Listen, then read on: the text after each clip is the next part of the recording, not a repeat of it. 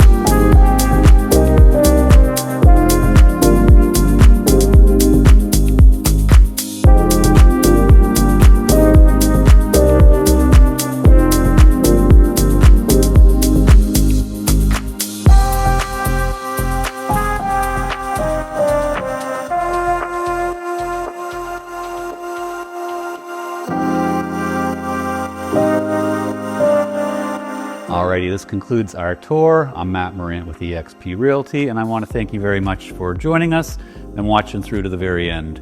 This home has 2 units here on the upper level, 3 bedrooms and a bathroom. Lower level, 2 beds, 1 bath with laundry in each unit.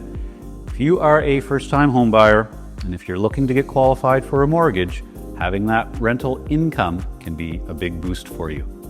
Get in touch with your realtor, book your tour, come on through, have a good look. If you'd like me to show it to you, just get in touch, I'd be happy to. Thank you very much.